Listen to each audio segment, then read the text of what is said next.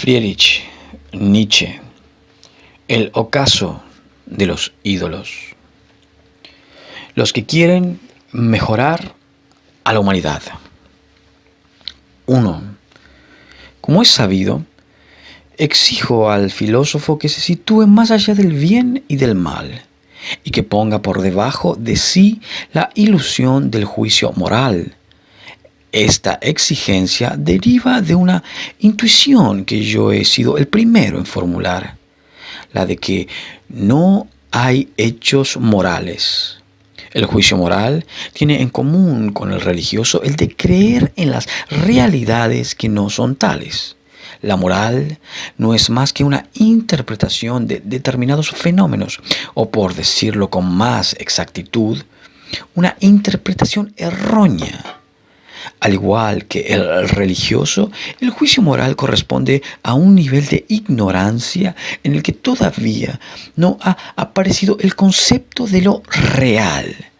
La distinción entre lo real y lo imaginario, de forma que en dicho nivel la palabra verdad designa cosas que hoy llamaríamos imaginaciones. En este sentido, nunca se debe tomar el juicio moral al pie de la letra.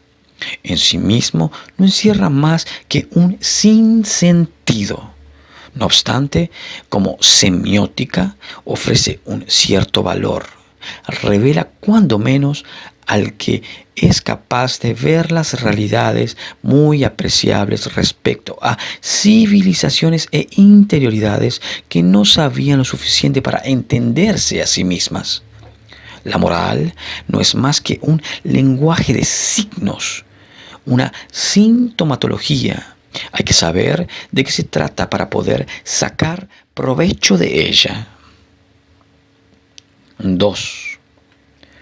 Pongamos un primer ejemplo totalmente provisional.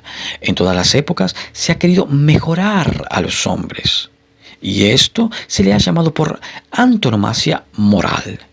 No obstante, en esta misma palabra se encierran las más diferentes tendencias.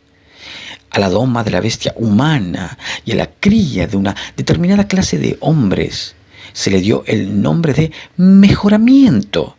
Solo estos términos zoológicos designan realidades que precisamente el mejorador característico, el sacerdote, ni conoce ni quiere conocer. Llamar mejoramiento a la doma de un animal es algo que a nosotros nos suena casi como una burla.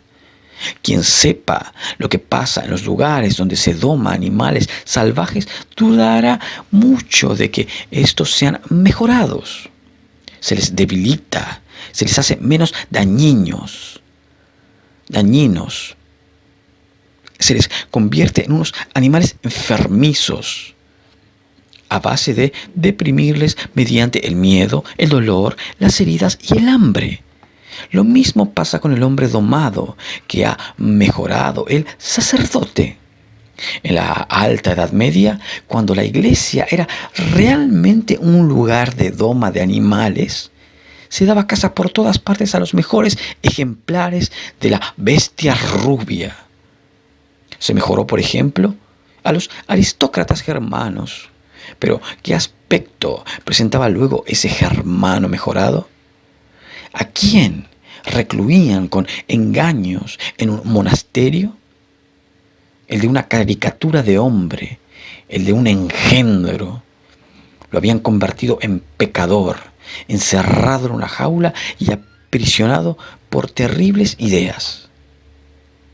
Allí yacía enfermo, sombrío, aborreciéndose a sí mismo, con un odio mortal a todos los impulsos que incitan a vivir, recelando de todo lo que seguía siendo fuerte y dichoso. En suma, había sido convertido en un cristiano, hablando en términos fisiológicos, en la lucha con la bestia.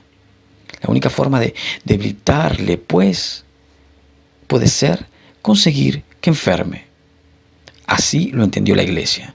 Echó a perder al hombre, lo debilitó, pero pretendió haberlo mejorado. 3. Examinemos ahora el otro caso de lo que llaman moral, el de la cría de una raza y especie determinada. El ejemplo más grandioso nos lo ofrece la moral hindú, sancionada como religión en la ley de Manu. Aquí se plantea la tarea de criar a un mismo tiempo nada menos que 4 razas, una sacerdotal, otra guerrera, otra de comerciantes y labradores, y otra de siervos, los sudras. Está claro que aquí no estamos ya entre domadores de animales. Solo para planificar una cría semejante se requiere un tipo de hombres 100 veces más apacibles y racionales. Si venimos de respirar ese aire de hospital y de cárcel, que es el aire cristiano, respiraremos aliviados al entrar en este mundo más sano, más elevado y más amplio. Qué miserable resulta el Nuevo Testamento en comparación con Manu. Qué mal huele. No obstante, esta organización necesitaba también ser terrible, no para luchar contra la bestia, sino para hacerlo contra su idea antitética, contra el hombre al que no se puede criar, el mestizo, el chandala. Y también, en este caso, dicha organización no tenía ningún otro recurso para neutralizarlo, para debilitarlo. ¿Qué hacer que enfermara? Se trataba de luchar contra el gran número. Puede que nada se oponga más a nuestros sentimientos que estas medidas preventivas de la moral hindú. El tercer edicto, por ejemplo, Avadana Sastra 1, el de las legumbres impuras, dispone que el único alimento permitido a los chandalas sean ajos y cebollas, puesto que la escritura sagrada prohíbe darles cereales o frutos que contengan granos, al igual que agua o fuego. El mismo edicto prescribe que el agua que precisen no la podrán tomar ni de ríos, ni de fuentes, ni de estanques, sino solo de las vías de acceso a las charcas y de los hoyos hechos por las pisadas de los animales. De igual modo se les prohíbe lavar sus ropas y lavarse a sí mismos, ya que el agua que misericordiosamente se les concede solo la pueden usar para calmar su sed. Por último,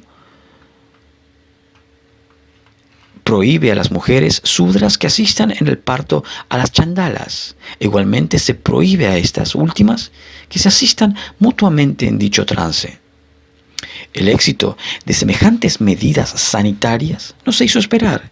Epidemias mortales y enfermedades sexuales espantosas que trajeron como resultado la implantación de la ley del cuchillo, ordenando la castración de los niños y la amputación de labios menores de la vulva a las niñas. El mismo Manu afirma: los chandalas son fruto del adulterio, del incesto y del crimen. Eran la consecuencia necesaria implícita en el concepto de cría. No usarán otras ropas que los andrajos de los cadáveres, ni otras vajillas que cacharros rotos, ni adornos que hierro viejo, ni otro culto que el de los malos espíritus. Andarán errantes sin descanso de un lado para el otro. Les está vedado escribir de izquierda a derecha y usar la mano diestra para hacerlo. El uso de esta y la escritura de izquierda a derecha están reservados a los virtuosos, a los individuos de raza. 4. Estas disposiciones resultan sumamente instructivas. En ellas vemos ante todo la humanidad aria completamente pura y completamente originaria, y comprobamos que el concepto de pureza de sangre dista mucho de ser una idea banal. Por otra parte, se percibe claramente en qué pueblo se ha perpetuado el odio de los chandalas contra esa humanidad, haciendo de él una religión, una inclinación arraigada. En este sentido, los evangelios constituyen un documento de primer orden, más incluso que el libro de Enoc. El cristianismo, surgido de raíces judías y solo explicable como planta característica de ese suelo, representa el movimiento opuesto a toda moral de cría, de raza y de privilegio. Es la religión antiaria por excelencia. El cristianismo es la inversión de todos los valores arios, el triunfo de los valores chandalas. el Evangelio dirigido a los pobres e inferiores, la rebelión general de todos los oprimidos, miserables, mallogrados y fracasados, dirigida contra la raza, la venganza eterna de los chandalas, convertida en religión del amor. 5. La moral de la cría y la moral de la doma son totalmente dignas la una de la otra en cuanto a los métodos que utilizan para imponerse. Podemos establecer como afirmación suprema que para hacer moral es preciso querer incondicionalmente lo contrario. Este es el gran problema, el inquietante problema al que le he venido dando vueltas durante más largo tiempo. La psicología de los que quieren mejorar a la humanidad. Un hecho menor y realmente muy modesto, el de la llamada mentira piadosa, me permitió acceder a este problema. La mentira piadosa constituye un patrimonio común de todos los filósofos y sacerdotes que han mejorado a la humanidad. Ni Manú, ni Platón, ni Confucio, ni los maestros judíos y cristianos han puesto nunca en duda su derecho a mentir, como tampoco han dudado de otros derechos totalmente distintos. Reduciendo esto a una fórmula, se podría decir que todos los medios con los que hasta ahora se ha pretendido moralizar a la humanidad han sido radicalmente inmorales.